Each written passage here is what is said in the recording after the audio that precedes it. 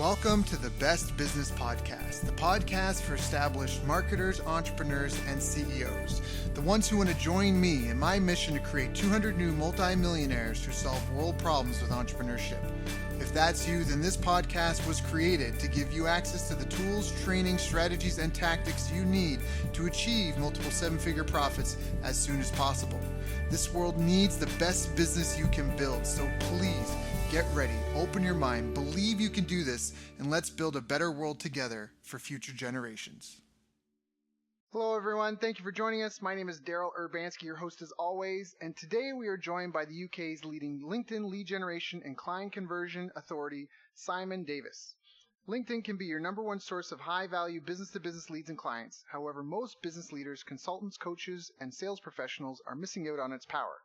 Simon and his team specialize in delivering and developing proven strategies to help you tap into the LinkedIn pot of gold to generate not only great leads, high-value clients, and increased revenue, but a greater sense of fulfillment, freedom, and prosperity from your business.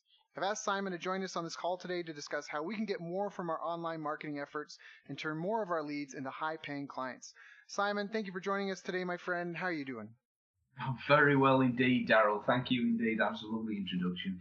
And thank you for your invitation. It's nice to be here. Yeah, it's an honor to have you here. So now, obviously, before we get into kind of the nuts and bolts of obviously this wonderful the practices you have that really, because everybody has value to give. And so by helping people get their value out to the world and get more clients and customers, you're allowing them to solve more problems for people and essentially enhance lives. But before we get into that you do, how did you even get started? What were you doing before you got into this? I mean, were you always an entrepreneur? Do you come from an entrepreneurial family or?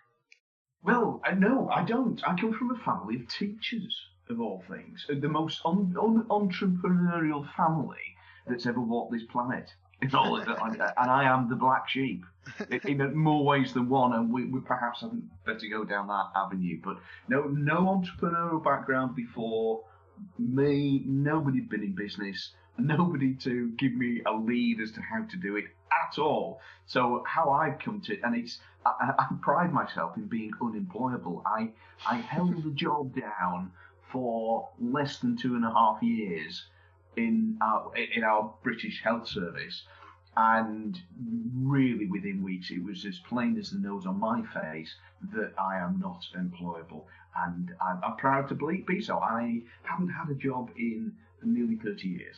So how did you get started then? Well, going way back then, when I was in the health service and going through that period of realization of, this really isn't for me, I then went into financial services and I established my own business, literally from being a very green, raw recruit of, that old empty desk, empty filing cabinets, yellow pages on the desk and a phone, and I had to get started and fill the filing cabinet, and it was literally trial and error. But it was, looking back on it, although it was hard graft, I learned so much by just observing when I was interacting with people, because I was selling intangibles, the hardest thing in the world to sell and market. And this is in the days way before social media, even when I started, it was the days before even laptops and mobile phones. So it was the old way. But what it was, those old things that we used to do, i.e. building relationships, picking up the phone and going to see people face to face, are the things that still work today. And it's the things that people are less willing to do today. And if you use those old school tactics, but in a new way, you can still employ them because they all rely on the same things, and that is how we interrelate as human beings on a personal level. I love that. I think that's really valid too. I especially love the whole personal connection, because really at the end of the day, all a company is a group of people working to provide a product or service which solves the problem of another group of people. That's it. And so I think you're right in that people are less willing to invest in the relationships and get on the phone or have face-to-face meetings with people. And I don't really get why. I mean, I kind of get why, because people want more free time, more luxury, yada, yada, yada. But I also think there should be more focus on finding what you love and pursuing your passion and that sort of thing. And, finding a way to love what you do. If you're really stuck, just find a way to love it. But I've noticed why that is. And over the years that I've been in business, what I've noticed people do in business, they try to shortcut the system. They try to get to the result in the quickest way and the shortest way possible. And that usually is not the most effective way. The most effective way is the thorough way, is doing it the proper way, which all from the start usually looks the long way round to people. But it's actually the shortcut is the wrong way to do it, because it doesn't get the results, and you end up doing it what is perceived as the long way around, the thorough way first. Right. Just do it the thorough way. Don't try and shortcut the system. Do it the thorough way. That's the quickest way to get the result. And again, there's got to be some joy in the journey as well. I think that's an important part of it. You have to enjoy and embrace the grind and the journey, which comes back to either finding a way to love what you do or doing what you love, because it's not even about the destination, like I totally get that. I remember when I first got my big bonus check. I remember we had a huge success marketing campaign. I got the largest sum of money I'd ever touched in my life. And it was like by a substantial amount. It was more than I'd made in previous years, maybe even a couple of years combined. And I remember I remember what I do. I had a date that night. We went for dinner. I think I bought a pair of shoes and a hat. I got a smoothie on the way home. I cashed the check, and it was just like a normal day. You know what I mean? And so, money doesn't really do anything. It's inert. It's like dirt. Like, you can make something of it. You can use it to convert it to something else.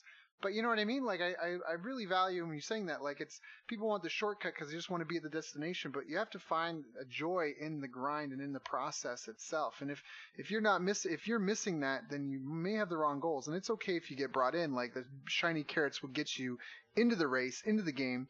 But when you're in it, you got to be like, look, I'm in it to win it. The only way you fail is if you give up. So, all right, what is this all about? What do I need to learn? I gotta learn to enjoy whatever the practice is, whatever the rituals are, whatever I gotta go through. So. That's right, and there's a way to make that enjoyable as well, which is when I was prepping for our conversation, something I thought, well, this is something I really want to bring out, because I see people failing or not doing this properly all the time. And the best way to make the grind enjoyable is grind with people that you like. If you pardon the way that came out. Yeah, no, but it's good. But yeah. You know what I mean? Yeah, is target market is work with people that you love, people that you really get on with, and they get you and they see your value, because you're going to have grind anyway. So you might as well have grind acquiring the right fit of clients.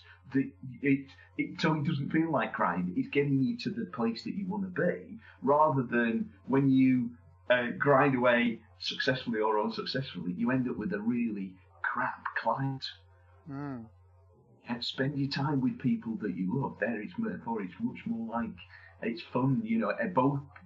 Both parties are getting to the end result that they really want to. Yeah, I'm fortunate enough. I was privy to some information on, like, in the Navy SEALs, they're really big. No man left behind. Camaraderie is a really big thing. And I discovered this lesson about the Navy SEALs. One of them, he felt like he figured out. One of their trainers figured out.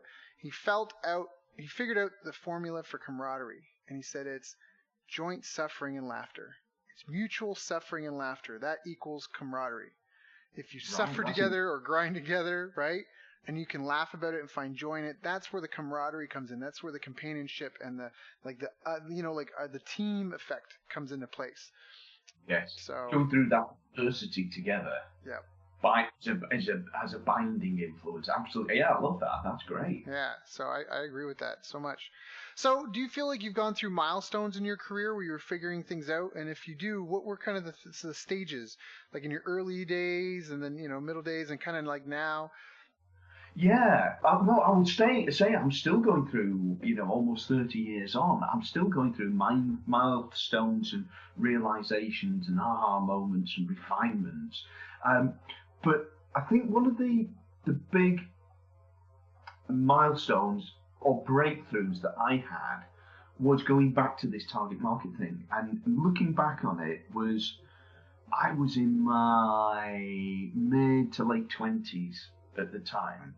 And it was probably one of the most perspicacious moments I've ever had, which was I'm spending hours and hours and hours a week doing what I'm doing.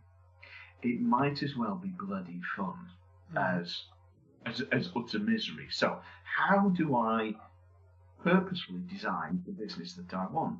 Well, it's working with people that I really like. Mm-hmm. And if I come across somebody who I don't like, who I'm not going to enjoy serving, and who's going to make my business life and therefore impact on my really good clients in a negative way, then I don't want them as a client in the first place. Right. I can only think of 2 occasions where I broke that rule, and both times you regretted it. I totally regretted it. And I was swayed, but I'll be absolutely honest, I was swayed in both instances by the size of the deal. Right. The money, yeah. Yep. Never worth sold it. for some money. Yeah, and that's, I'll just be absolutely honest and say that. So that was one of the biggest things. And a lot in my work on LinkedIn is if you don't get that right, firstly, your marketing will not work. And it's not just LinkedIn, it's all the way through your business. If you don't target market, you will never command a market. If you don't target market, you will not have the appeal that you could have. Right. If you don't target market, you will end up with just any old business that looks like anybody else's, and it will not serve you, it will not serve your business, and you will be always grinding. Whereas if you target and find the right people, you may not need that many of them. So well said. So let me ask you this question then. For people that are not like, they think they do, or, do you have any tips for people that aren't, because we hear that all the time. And in fact, there's another interview we did with Ben Simkin, who's done over now, I think, $1.5 billion in sales with Facebook ads for clients. And he was saying, one of the things he said is like Abraham Lincoln's quote, I'm not sure if it's 6 or 7 hours, we'll go 6, but if I had 6 hours to cut down a tree, I'd spend 5 of them sharpening my axe. I think like you said, if I had 6 hours to plan a successful campaign, I would spend 5 of them focused on the target market. Absolutely right. Spot on. And so how do you do that? Well, how do you do that? Well, first of all, you do it with the help of somebody else. Because in my experience, there's something really strange about us as human beings, is the way that you break the code, if you like, that you see the light, is by coming up with some really good answers. The only way that we can ever come up with good answers is asking really good questions. Not just one question, it tends to be one question, answer comes out, right, what's the next question that gets greater detail, and another question that gets greater detail. As human beings, we are absolutely bloody awful at doing that on our own. We're really bad at asking ourselves really good questions, and we're really bad at answering our own questions, and we're really bad at holding ourselves accountable. So the first thing to do, and this is one of the exercises I run with my clients, is we don't do anything until we've done this exercise. And I've had clients say, look, I've tried to do this for years, and you bottomed it in half an hour. Because it's asking a series of questions, but that perhaps doesn't, that gives you a glimpse into the answer to your question. So the first part of that question is work with somebody who's got your best interests at heart and who can ask you really good questions to guide you in the right direction to uncover the answers.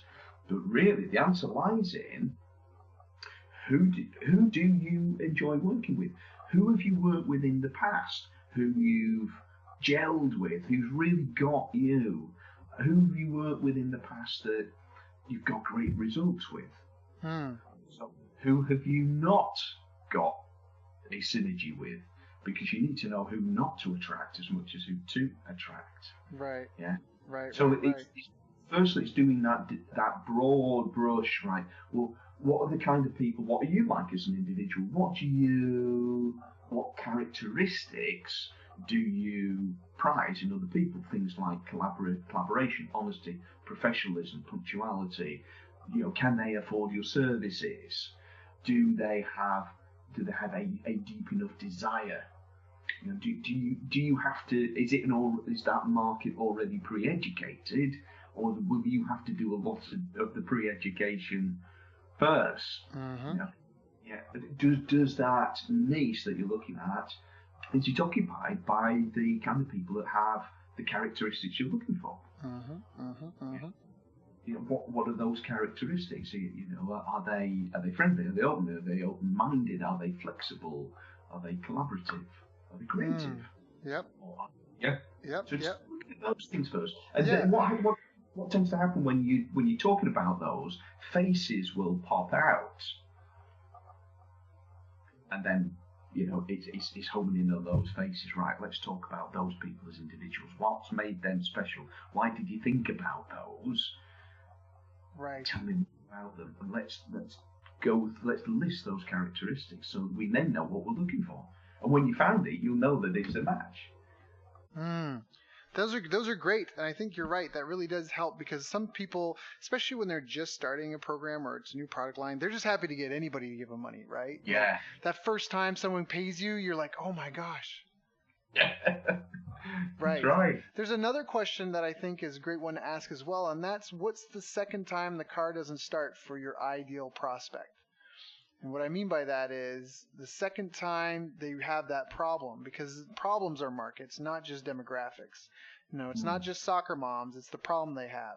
That it's so, like with this, when you get in your car and it doesn't start the first time, and you put the gas and you pump the gas, you pump the brake, you turn it, and then it kicks up and turns over, you're like, oh, phew, and you drive. You're not really sure if it's a problem or not, right? You're like, what was that? Yeah. Like, that was weird. But the second time it happens to you, that's when you realize, I need to talk to someone about this. And I think that's a great question for helping. First, just because someone has a problem doesn't mean they're your ideal client. So I definitely think there's validity in what you've said, because you can take a market of people, like, say, for example, like hockey kids. You might want to deal with certain types of parents, not others, right? With certain personalities, characteristics, not the other type, because I don't know. At least I'm in Canada, so there's a stereotype around hockey parents just being crazy, like, Right. Oh, okay. Yeah. Right, like the over obsessive, sports mom or dad or something. But so there can be a problem in the market, and like you said, you can figure out the part of those. But again, just figuring out what's the second time the car doesn't start for your prospect. When do they realize they need you? Because that can also help define your target market as well. Where to find them, what to talk to them about, and then who, because people might be there might be small differences between two things. I remember I was talking with basically a realtor. They have a special type of realty business, and for them, they realized that it was people that were having health issues versus people just looking to buy a house, and that helped them focus in on it more as well. Yeah, that's really interesting. That's something I encourage my clients to look at, is that very often most businesses in their marketing, they'll address the symptom and the underlying cause. So going back to your car analogy, why didn't your car start? Oh, the battery was flat. Yep. Well, the reason the battery was flat was not because you got a dull battery. The reason that your battery was flat was because your alternator was knackered. Yep. Yeah? Yep. So it's the alternator that needs fixing, not the battery that needs replacing. So very often in people's pain, when you're marketing to their pain, it isn't the presenting symptom that's the problem. So, very often with the work I do with LinkedIn, why do people engage with me? It's because they want more leads. It's because they want more leads because they want more clients. Yep. Well, the reason that they are in that position is they're not doing the prospecting in the first place. And going back in time, one of the questions, what were the milestones I've been through? One quote comes to mind, and at the time I didn't quite give this the the gravity that it had. And this is my first manager years ago, lovely chap, no longer with us, Mike Poole, bless him, said to me, Simon, remember this, in business, you're paid to prospect. Mm-hmm. Putting that another way is, if you don't prospect, you won't get paid, because if you don't prospect, you won't get leads. If you don't get leads, you won't get clients. If you don't get clients, you won't get paid. Yep. And so going back to what's the real problem when people, if you're talking about marketing, so many people say, I want more leads, I want more leads, I want more clients. How much prospecting are you doing? That's the problem. Yep. The symptom is you ain't getting your clients. Yep. Yeah, that's so well said. I think there's often people, that's something you have to address in the marketing. There's a problem that they think they have. And that's like, I find, especially when I work with clients in their businesses, there's almost always a part of life coaching that goes into it, because there's always something inside the owner that they don't even realize that, that's really what's tripping them up, not what they think the problem is. They think the problem is X. They think the problem is Y. They think the problem is their team. They've got an incompetent team. Really, they don't give clear instructions, and they're everywhere. Yep. And they come in with a whole new game plan that's a 45 day to implement, like once a week, so the team doesn't know how to react. Like, yeah, I totally get exactly what you're saying. Absolutely, that's a great one. Teams, teams is not the people that are in the team. You may have the best group of people together, but if you've not got a game plan or a plan for your season, you're not going to get the results. So you're just going to wander around the pitch and not compete. Yeah. So if someone knows their target market, and if someone's doing the prospecting in that, what's working on LinkedIn? How? If someone's willing to get on the phone and build the relationship, get on the phone, talk to people, do they just start spamming groups? Do they just start messaging people and sending them mail messages? Hey, get on the phone with me. What's up? I think you know the answer to that, don't you, Daryl? I know. It was a bit of a leading question, but... It was a bit, yeah. No, absolutely not. Can I answer the question this way?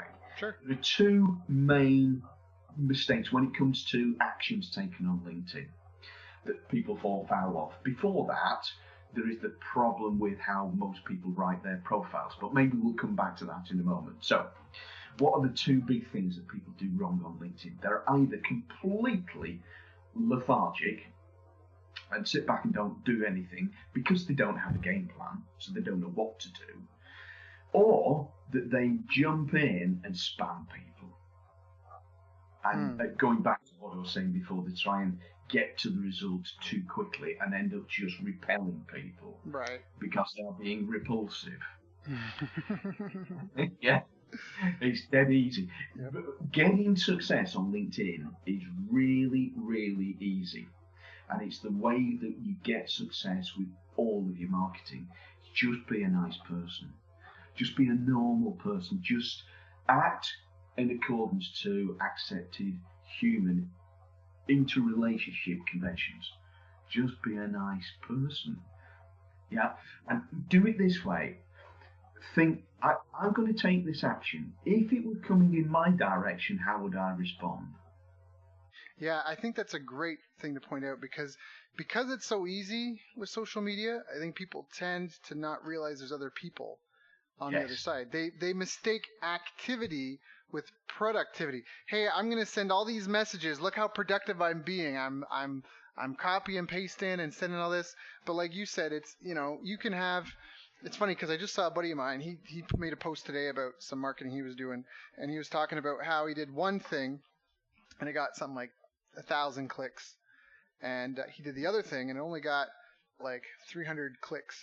But it resulted in 70 sales, where the one that got like the 1,000 clicks resulted in 20 sales, and so the conversion rate was so much higher. Although he was able to reach fewer people, they were better quality people, and it was a better quality lead, and they converted at a much, much, much higher rate because of the specificity, because of slowing down, because of, like what you said, having a real human. I mean, they even say some of the best marketers, and I'm going to put myself in the category of I'm going to put myself in the category of a good marketer. I think I'm. Go for it. Okay. Better than that. I always need to improve, but compared to some people out there, I'm fucking, yeah, anyways. I shouldn't have swore, but oh well. But it's just the face-to-face experience, the door-to-door experience, the haven't been in a mall, talking to real people when they walk by, having, like working in a call center. Some of these people turn into the best marketers ever because they've got that, what exactly we talked about. They understand there's a real human on the other side of the computer. And I think exactly you say, a lot of people get tripped up. They sit at their computer, they see a screen, they see usernames and ones and zeros. They don't see the person on the other side that's, having a good day, a bad day, got family, got sick parents, got great parents, got concerns, got a wife, kids, dog. Like, they don't see that, and I think that's... One of the simple things that I've trialed and that has been absolutely mind blowing, and you might, when I've told you what to teach, you might go, are you sure? And it's this: asking questions. Yeah, ask questions instead of selling. Yeah, just ask questions. Now, what happens when you ask a question? Oh, it's got to be the right question, obviously, the right question at the right time. Yeah. But these things can be really simple. But it's the things that other people are not doing. This is where we can really, all of us, steal a march at the moment. You do things that your competition aren't doing. Yep. Get off your arse and go out into the real world and say hello to people. Pick the phone up and say, how can I help? Or let's have a chat. Ask questions. So it can be in a follow-up. So the first thing to do will be making very specific connection invitations. When you've got a very specific profile that illustrates that you can solve going back to, you mentioned the word specificity a moment ago. I'm delighted you did, because this is what people are lacking, is specificity. Carving your own little fiefdom, your own area you can command and control and rise to the top in.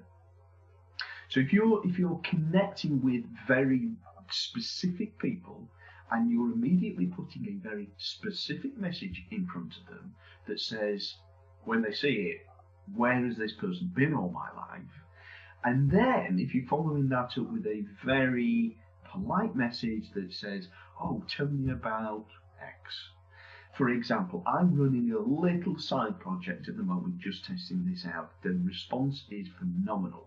And this is about the growth potential in the IT sector in the UK, because we can, some of the people that I'm working with, we can help finance that growth. The follow-up question is, tell me, what are your growth plans for your business in the next 12 months? Right. And when they don't have a good answer for that, suddenly they realize they've got a problem. And they want to have a good program. Yeah, I absolutely. You've got your blades sharpened on both edges there, because if they realise, oh my God, I haven't got a plan, and they see your profile, or got a plan, but I don't know how I'm going to finance it, and you see your profile that is, I can help you finance that.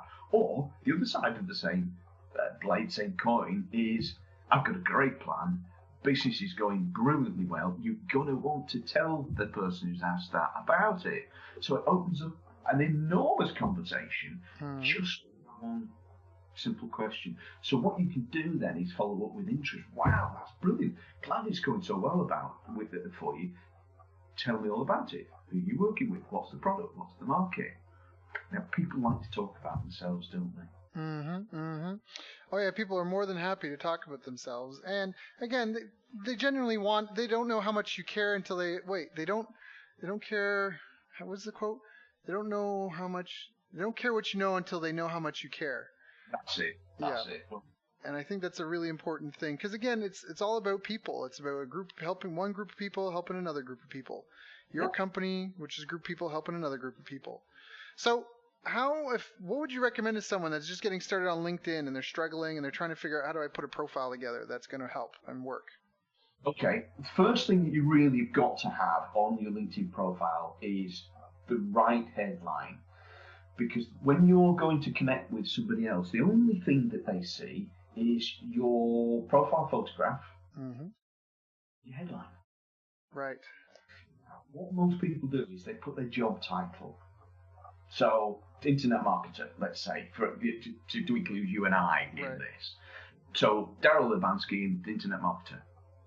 What if they don't want an internet marketer? Yeah.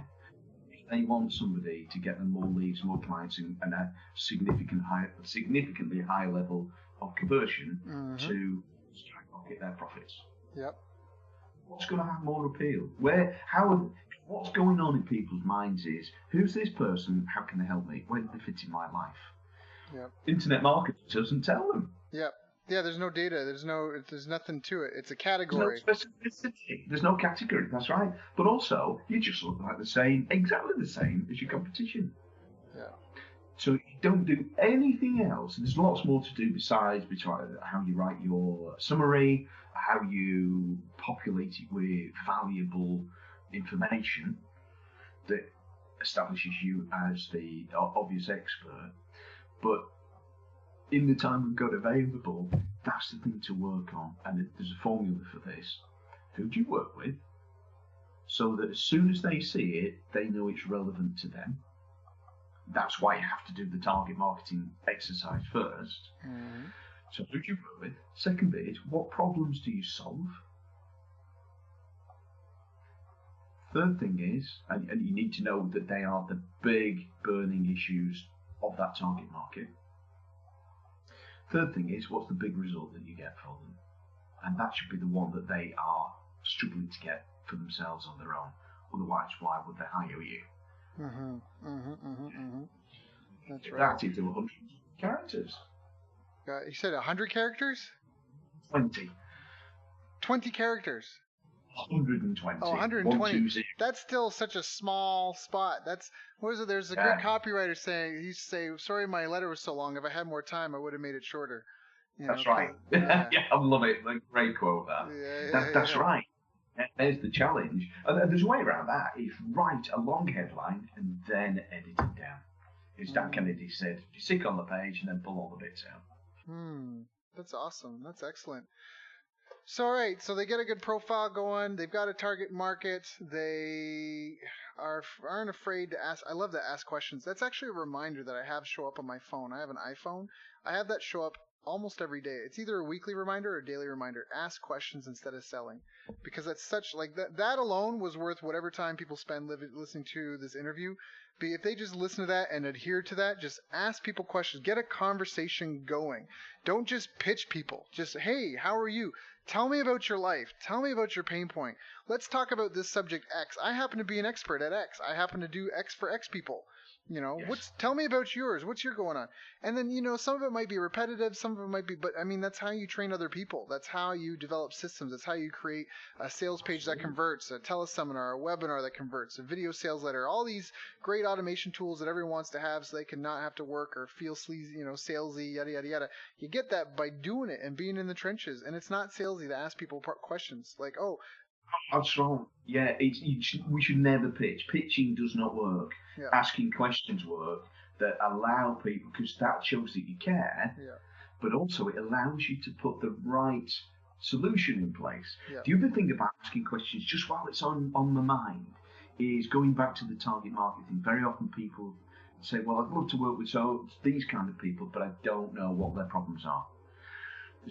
The best way to take, and this is another thing, if people don't take anything, if your listener doesn't take anything else from this conversation we're having, take away this. The best way to take the risk and the guesswork out of your business is to go and ask questions. Go and find the people you want to work with, the people who you decide are in your target market. Find at least 5 of them, buy them a coffee and say, why is your life so crap? What are your frustrations? What do you really want your life to be like? If you could have, what ways have you got trying to solve the problem in the past? What hasn't worked for you? What did you pay for that? Why didn't it work? If you could have the ideal solution, what would it look like? Yep. All you've got to do then is ask great questions. Yep. People love people who ask great questions.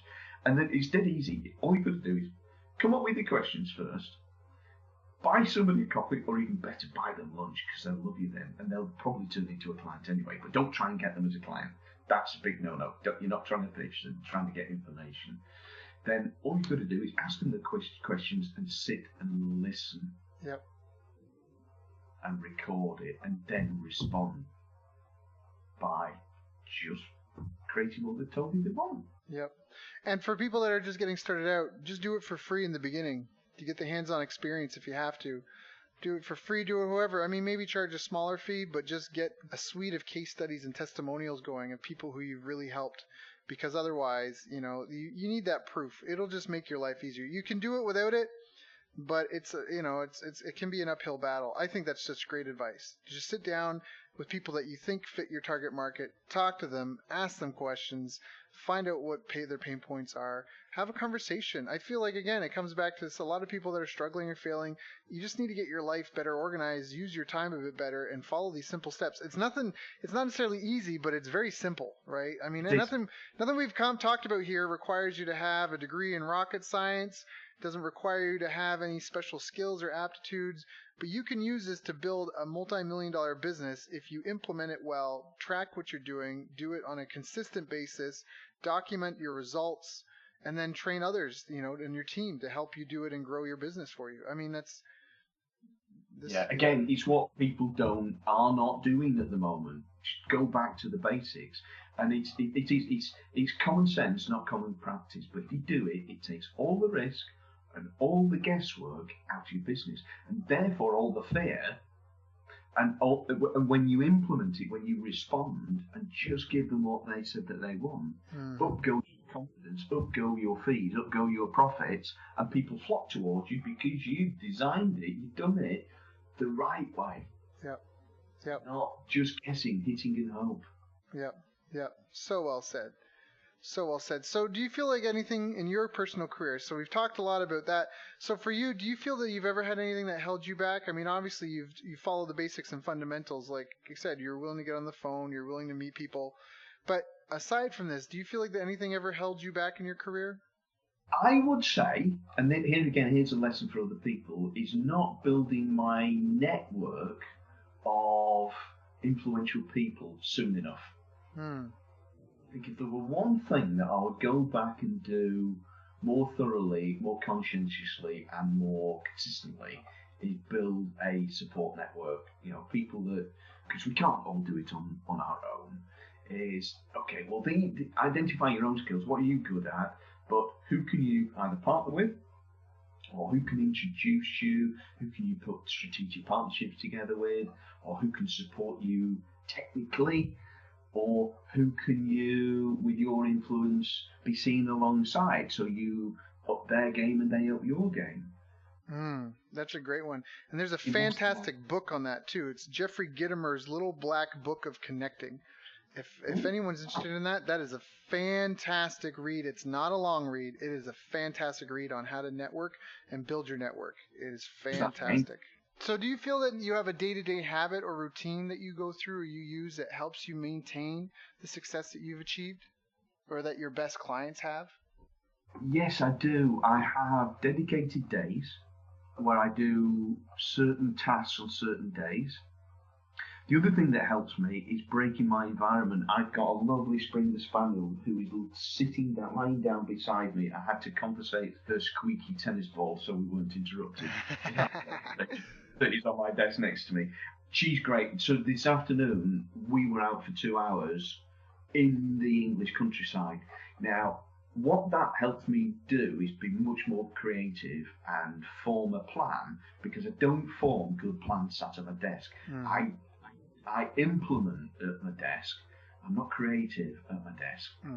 So I need to break state, I need to break environment. And I was only actually thinking this as I was walking along, thinking, I've had multiple really good ideas that I just need to sit in my desk and I can implement within 30 minutes. But if I hadn't have been outside getting fresh air, getting exercise, changing the not the mindset, but where my mind was, I think something being in motion, being active. Every day I take at least an hour out in the afternoon to go and get exercise, be creative, and then come back and implement really quickly. I agree. They say that like your body's just hydraulics. So when you walk and move around, your blood actually moves better and your brain gets fed more oxygen and nutrients and all this sort of stuff. And that's really, really important because they've proven that if you sit at a desk and try to do a test, if you took the same test without having, if you get up and walk around for 10 minutes and sit down and do a test, you will do better. You will perform better than if you just were sitting for a half hour and took the exact same test, simply because your brain's better fueled. It's better prepared. You're more awake. You're more aware. Your body's consuming more oxygen. Things are running at a higher rate. You're closer to peak performance just because your body's meant to move. So it makes perfect sense to me. I'm the same way. I think the best on long walks, and I love my dog for whining and dragging me away from being lazy on times when I don't want to. So bless them. That's right. I don't have good ideas sat at my desk ever, but I have multiples. Every 5-10 minutes, there's another one. When I'm out getting exercise. There's no excuse for not being creative. If you're not creative, it means you sat at your desk too much, I think. That's true.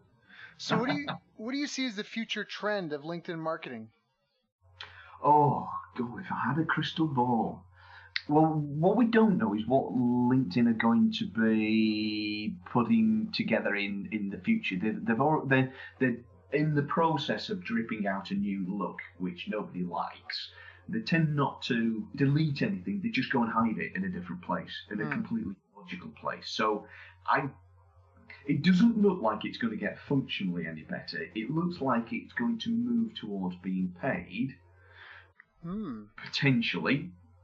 I think what will happen is that more people like you and I will get more adept at using it more specifically, and the means of using it as a communication tool we will apply it better, rather than LinkedIn will functionally come up with anything better. Got it. So humans will still be humans. We'll still have the same modes of communication. LinkedIn will, it might change and look and feel and that, but at the end of the day, it's still a human communicating with another human with the same sort of messages, pain points, wants, desires that have already existed for a couple hundred, if not thousands of years. Yeah, it's effectively, it's a platform that allows you to generate and encourage and form deep relationships on an accelerated basis, all in one place at a global level. That's really well said. So I think we'll just get better at doing that. These things that I'm testing, how do you get people to make appointments straight into your diary really easily? How do you, what kind of questions can you ask people that get really good responses and make the people that are more worthy of greater effort stand out from the rest of the crowd, those kind of things. So I think it's more at the strategic level, the trying and testing, which is what, marketing is all about. Right. The likes of you and I doing that, whereas I think the functionality will stay pretty much as it is, I'm afraid to say. No, but that's fine. That's fair enough. There are advantages in that. Right. Yeah. Well, predictability, consistency, reliability, and having a strategy that works. That works that works and continues to work over the long term. So, indeed. Now, Simon, was there anything that I didn't ask you that I should have asked you or that you'd like to share? Just looking down on my comments here, I don't think so. I think hopefully we've got the point across of the things that using LinkedIn and using marketing in your business, about being specific, about knowing who your audience is, about asking good questions and responding. And that can all be done on LinkedIn. What LinkedIn does is give you greater efficiency and much greater reach in that process, all from your desk, with 20 minutes a day. That's what I encourage my students and my clients to do. Say, you don't do this for hours and hours and hours. You just do it for 20 minutes a day. So if you've got this across, then I think job done. That's awesome. Perfect. Well, Simon, thank you so much for sharing with us and giving everyone, all the listeners, some insight on how we could do better, be more effective with our marketing, not confuse activity with productivity, and with just improving and enhancing our online marketing efforts. Absolutely. I've got a resource actually that people might like to go and have a look at. Some online training, free online training, that will take them into more depth, into more of the strategic, the 5-step strategy that we've created, and describes that and takes people through how they can use LinkedIn to implement that, if that would be useful. Yeah, of course, please. I'm sorry I didn't mention it before. How do we get involved? What's the best way for, is it LinkedIn? Well, it's a short Bitly link that we've created for this. So it's http bit.ly/, then the number 2, the letter J, Juliet, lowercase I, indigo, lowercase h, hotel, lowercase, and then the capital M, and then capital M again, and letter W, whiskey, lowercase. But I'll send you that over, and maybe you can put that in the show notes. Sure. Can you just repeat it one more time? Yeah, absolutely. So it's bit.ly/, 2, lowercase j, lowercase I, lowercase h, capital M, Mike, capital M, Mike, lowercase w, whiskey. And that's a registration page. You registered for our online event there that will take you through, show you exactly how you can set the 5-step strategies up within LinkedIn to get loads of targeted leads and high-value clients. Awesome. Simon, thank you so much for sharing with us today. It's been an honor and a pleasure. I very much respect and appreciate the time and value you shared with us. All the best to you and your loved little furry one there. And yeah, we'll be in touch. Absolutely. Thank you, Daryl. Really enjoyed it. Thanks for some really great questions and conversations. I've enjoyed it immensely. You've reached the end of our interview. Now, first, let me thank you for listening. I appreciate and respect you more than you'll ever know. And now I'd like to ask you a couple of questions. First, what 3 lessons did you just learn? What 3 aha moments just jumped out at you? Second, what can you implement for yourself and your business in the next 24 hours? Third, what can you give to someone else to help you with, or give to them to just do it for you? Whatever it is, remember, taking action is the secret sauce to results. Now, if you think this interview would be helpful for a friend, please give them a link to it. It'll help them and it'll help me too. I'd also like to invite you to help me find out more about the challenges you're facing, your dreams, your goals, and how I can help you overcome what's holding you back. We both do better when we know better, and your success is my success. So please reach out and interact. You can visit our website, bestbusinesscoach.ca for Canada or California, where I'm from and where I'm living. You're welcome to also try out one of our paid programs. You can find us on YouTube, Facebook, and pretty much every other social media channel you can think of. You should also subscribe to the podcast, and if you're enjoying them, please leave us a nice review. It really helps. That's all for now. Once again, thank you. Take care of yourself, and remember, the world needs the best business you can build. And I believe in you.